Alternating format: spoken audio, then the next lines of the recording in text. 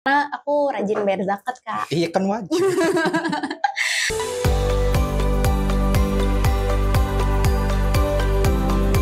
Ngarujak, ngobrol urusan pajak. Assalamualaikum warahmatullahi wabarakatuh. Tabik pun. Ya pun. Apa kabar kawan pajak? Selamat datang kembali di podcast Natar Ngerujak. Ngobrolin urusan pajak. Perkenalkan, nama saya Ferisa Safira yang akan menjadi host pada podcast kali ini. Dan rekan saya, Kakak Chandra, yang akan menjadi narasumber pada podcast hari ini. Podcast hari ini kita akan membahas tentang zakat. Pasti kawan-kawan pajak juga sudah pernah mendengar zakat dan pasti juga sudah membayar zakat ya.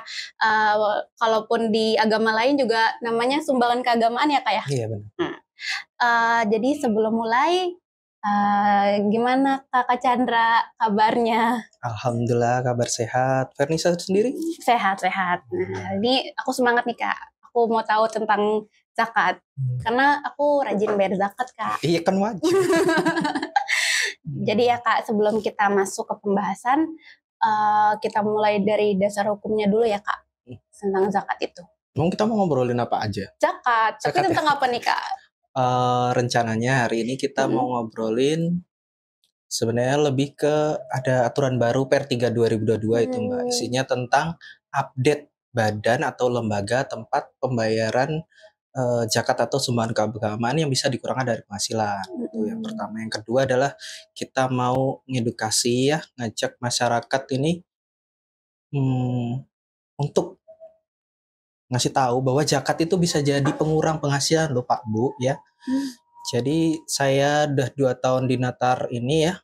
Selama ini kayaknya review SPT Bapak Ibu wajib pajak ini belum pernah nemu ya yang mencantumkan atau mengurangkan zakat atau sumbangan keagamaan itu ke SPT-nya.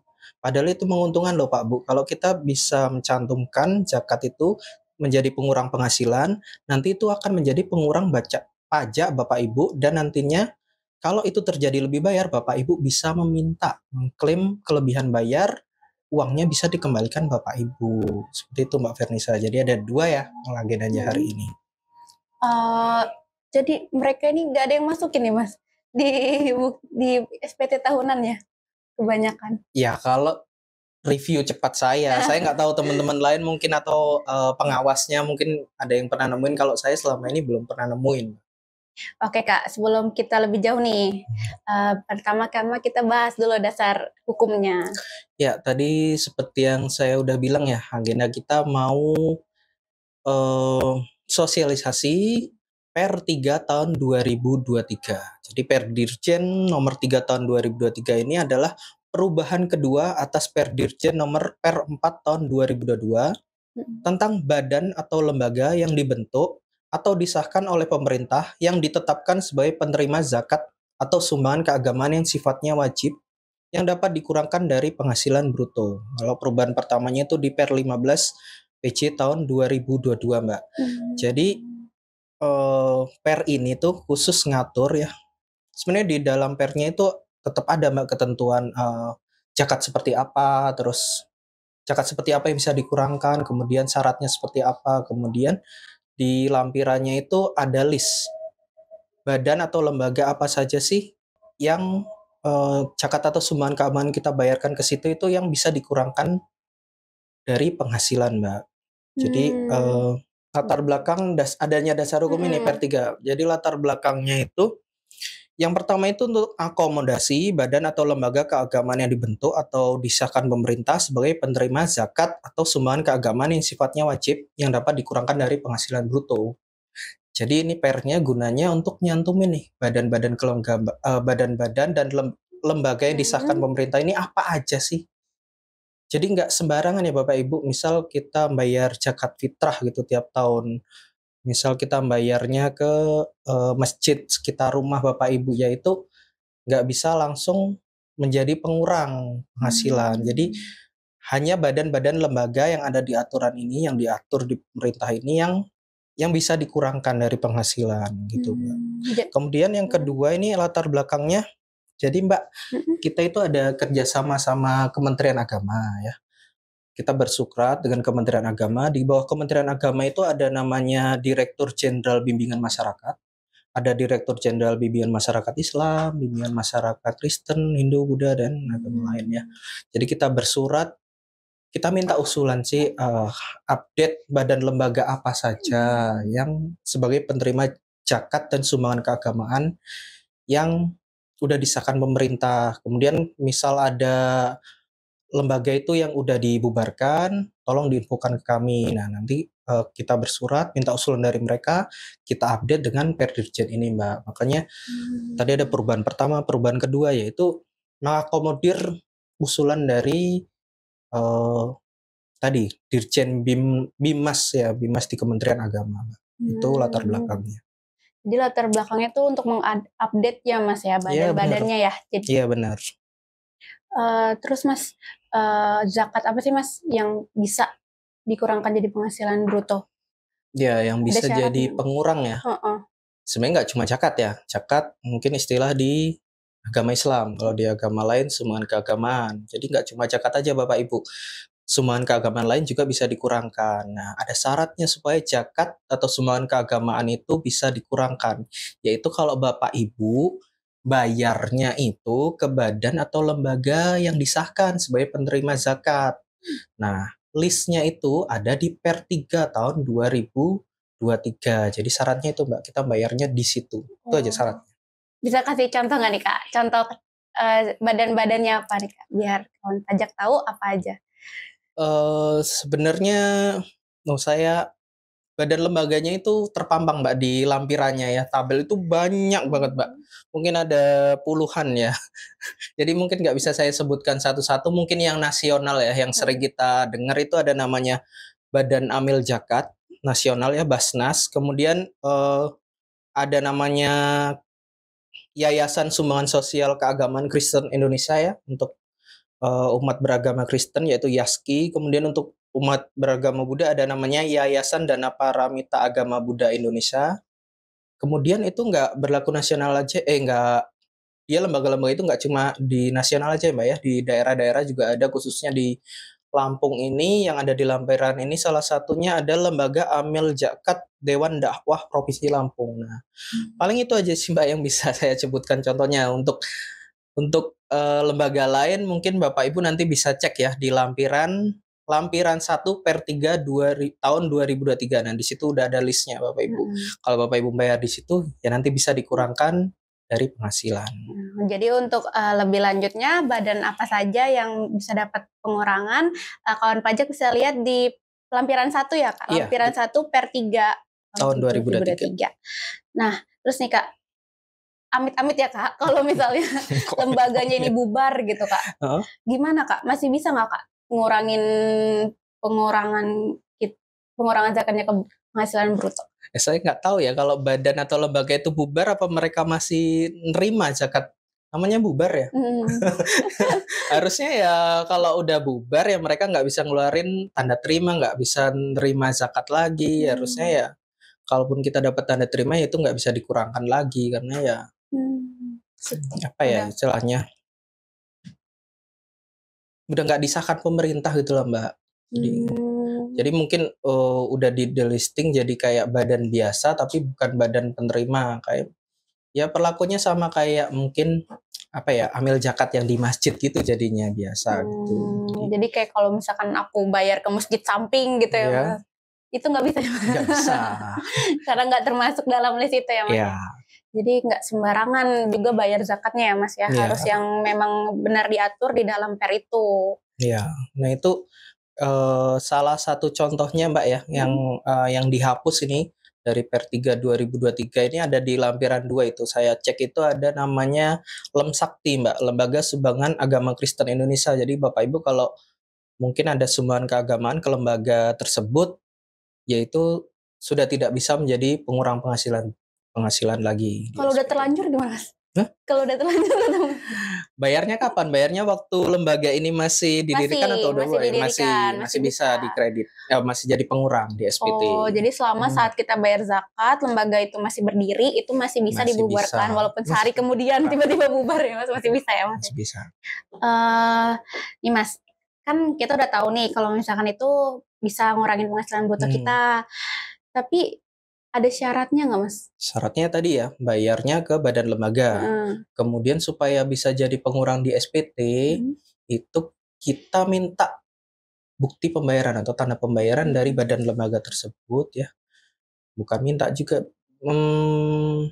pokoknya dapat tanda pembayaran ya. Bisa minta, bisa juga bentuknya macam-macam sih Mbak, tanda pembayaran itu ya. Ada yang bukti transfer bank juga bisa. Nah itu kita minta, kita scan ya.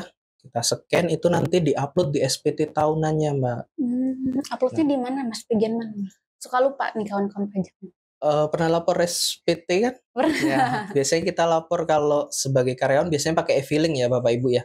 Kalau Bapak Ibu buka e-filing ya, kalau pas mau ngisi itu kan kita sebagai karyawan dapat bukti potong ya.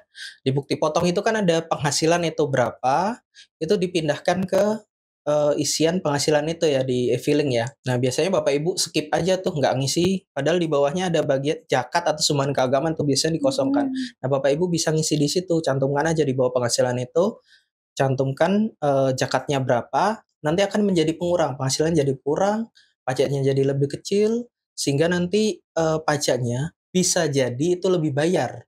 Nah, kalau SPT lebih bayar, pasti nanti sebelum submit Bapak Ibu diminta untuk upload dokumen lain. Upload dokumen lain bisa bukti potong, bisa juga tanda bayar pajak tadi, bukti pembayaran pajak. Nah, sebelum disubmit, jadi Bapak Ibu harus upload bukti bayarnya itu supaya bisa ngeklaim lebih bayar pajak tadi. Kayak gitu Mbak Fernisa. Jadi uploadnya tuh sama bukti bayar kita ya Mas, pembayaran pajak kita ya?